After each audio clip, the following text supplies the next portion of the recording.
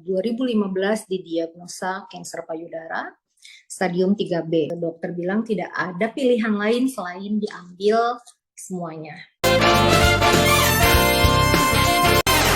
Halo, nama saya Suci Lestari Sopyan, tapi biasanya sih dipanggil Sofi ya. Saya tinggal di Italia dari 2016, tapi sebenarnya sih lamanya di China ya. Jadi dulu berasa ada benjolan, tapi karena riwayat keluarga aku ada yang pernah ada benjolan juga dan itu bukan apa-apa, jadi aku diemin tuh.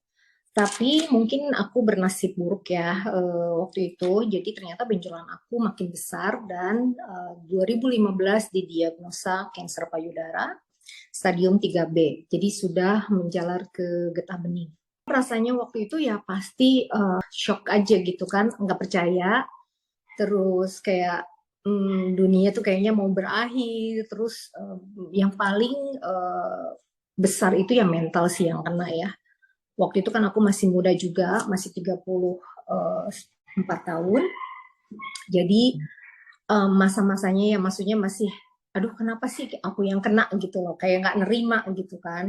Jadi ya perasaan waktu itu campur aduk aja, karena kita nggak siap, karena setiap orang pasti nggak pernah siap ya untuk dapat berita yang seburuk ini gitu.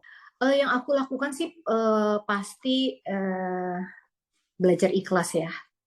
Itu tuh harus banget belajar ikhlas, karena mindset kita, kalau misalnya kita sendirinya nggak bisa terima, gimana kita mau jalanin pengobatan? Karena mau nggak mau kamu harus jalanin pengobatan. Aku ikut meditasi, aku ikut yoga, walaupun secara sendiri ya, karena waktu itu kan aku lebih suka baca-baca pengalaman orang. Nah, kenapa sih aku sering sharing di Instagram tentang bagaimana aku survive? Karena dulu aku tuh sering pengen cari, ada nggak sih sosok orang yang pernah kena cancer tapi masih bertahan sampai sekarang? Karena kan pas di saat kita kena cancer, itu pasti imajinasi udah bilang, aduh, pasti nggak ketolong. Ya kan? Kebanyakan kan seperti itu ya, aduh, gue masih bisa hidup nggak ya besok? Atau gue bisa bertahan nggak ya? Nah, jadi mental itu yang aku sering pengen lihat dari orang lain yang survive. Oh, ternyata banyak kok orang yang bisa bertahan dari penyakit ini gitu. Jadi kenapa aku pengen orang-orang tuh lebih confidence dengan juga melihat orang lain gitu kan, survivor yang lain.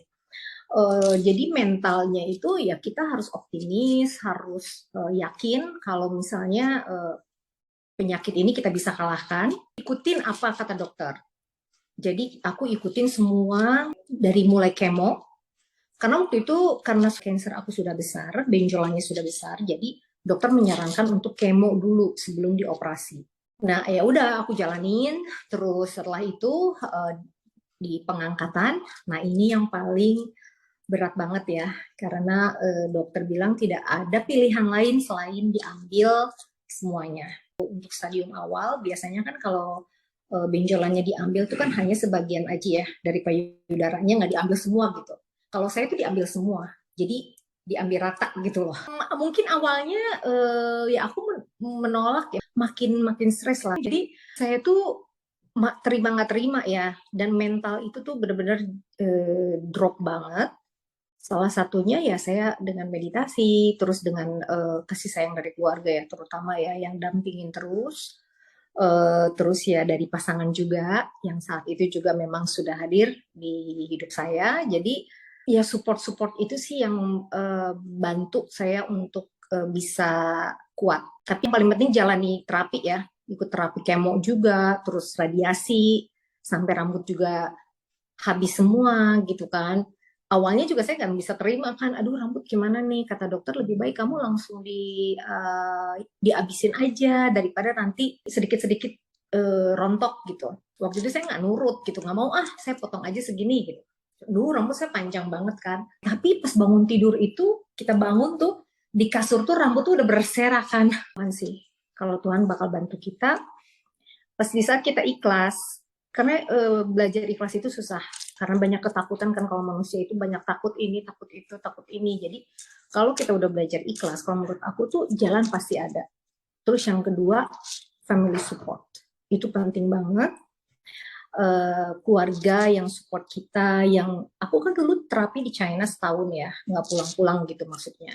Cuman keluarga aku tuh mereka relain bolak-balik gitu kan, gantian jagain. Mereka tidak memperlihatkan kesedihan atau apa dan support lah ya. Dan yang kedua sih kalau menurut aku karena aku nggak mikirin biaya, jadi fokus di pengobatan.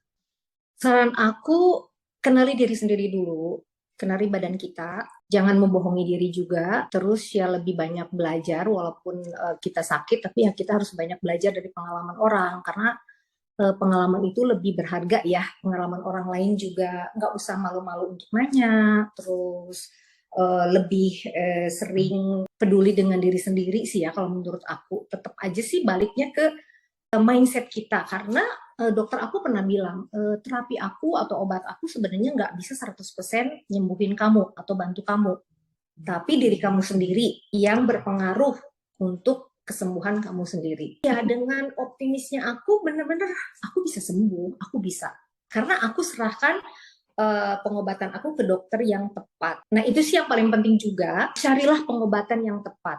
Karena pengobatan yang pertama, kalau menurut aku nih ya, pengobatan pertama untuk sakit kanker itu paling nentuin. Kita berobat kanker nih, ternyata sudah bersih dari pengobatan pertama, insya Allah kesananya ya nggak terlalu berbahaya lah ya. Maksudnya seperti saya kan setelah dicek ternyata alhamdulillah clean sampai 7 tahun ini. Tapi ada juga yang misalnya pengobatan pertamanya tidak selesai. Jadi akhirnya kan ada lagi kambuh lagi gitu loh. Jadi ya ini juga harus perhatian. Cari pengalaman dari orang lain tapi jangan membuat kamu jadi takut atau jadi nggak hadepin masalah. Kita harus hadepin masalah. Ini benar-benar kita harus hadapin penyakit ini dan kita harus kalahin gitu loh. Jangan kalah sama dia. Apa sih yang bikin mereka nggak betah di badan kita? Apa sih yang bikin mereka nggak bisa grow up di badan kita? Dan itu kita harus belajar juga gitu. Pesan aku sih gini ya, pasti berat ya punya salah satu keluarga kita yang terdiagnosa penyakit ini, karena ini termasuk penyakit yang killer lah ya. Tapi pesan aku sih gini, untuk keluarga ke pasien, ya kasih full of love. Full of love itu kan macam-macam ya, bisa dengan perhatian, bisa dengan support. Yang paling penting itu support dan kalau menurut aku jangan terlalu bikin si orang ini jadi kayak pesakitan gitu loh. Tapi biarkan mereka tetap bisa jalani hidup secara normal seperti orang yang sehat biasa gitu loh. Karena kalau kita perlakukan terlalu berlebihan juga, yang terlalu bikin dia juga jadi akhirnya kepikiran, jadi takut gitu loh, ke psikisnya gitu loh. Supportnya itu ya dengan kasih happiness, perhatian dari makanan, dari pengobatan, bantu cari pengobatan yang terbaik yang bagaimana. Apalagi kalau yang masih sehat, ya lebih baik take care, lebih prioritaskan diri sendiri dulu. Gitu.